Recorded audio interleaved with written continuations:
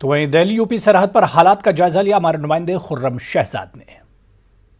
जिस तरह से वार्ता फेल हो गई थी उसके बाद किसानों ने कहा था कि वो अपना आंदोलन और तेज करेंगे। इस वक्त हम यूपी गेट पर हैं, ये बॉर्डर है, दिल्ली की सरहद है और यहाँ पर किस तरीके का माहौल है आप देख सकते हैं कि यहाँ पर लगातार सभा हो रही है। यहाँ पर नरेश टिकैत जो किसान के दूसरे नेता हैं, वो तमाम नेता यहाँ पर मौजूद हैं और कहीं ना कहीं जो कहना चाहिए किसान जिस तरीके से अड़े हुए हैं, किसान जिस तरीके से अपनी मांगों पर डटे हुए हैं, वो आपको यहाँ दिखाई देगा। सभा चल रही है, तमाम किसान नेता आ रहे हैं, वो उन्हें संबोधित कर रहे हैं, उन्हें बता रहे हैं कि क्या क्या मुद्दे हैं, किस तरह की मांग है और किस तरीके से उनके साथ धोखा हो सकता है। आप देखेंगे यहाँ पर जो किसान हैं वो पूरे तौर से काफी बड़ी संख्या है और यहाँ पर इस पूरे रोड को उन्होंने पहले से ही ब्लॉक कर रखा था, लेकिन अब इनके अंदर कहीं ना कहीं जो कहना चाहिए एक हौसला है वो काफी ज्यादा दिखाई दे रहा है। यहाँ पर कुछ किसान जरूर मौजूद हैं, उनसे बात करने की कोशिश करते हैं।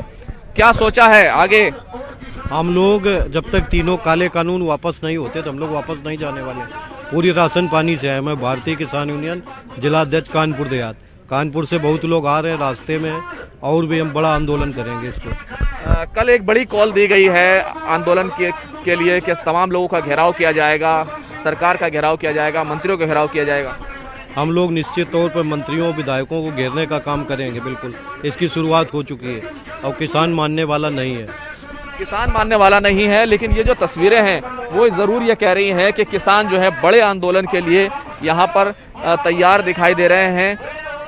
चाचा, क्या सोच के आए हो यहाँ पे? अब तो वार्ता भी फेल हो गई, कल घेराव करना है, क्या रणनीति है? यहाँ धरना देंगे, धरना यहाँ बैठा। हाँ,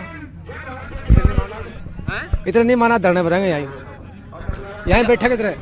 क्या मनवाना है? 3 कानून हमारे वापस ले, तेन पता तो है भाई, तीनों कानून वापस नहीं लाए भाई बैठे। जब तक तीनों कानून वापस नहीं होंगे तब तक किसान यहाँ पर डटे रहेंगे। कैमरामैन हरीश के साथ खुर्रम शहजाद, न्यूज़ 18।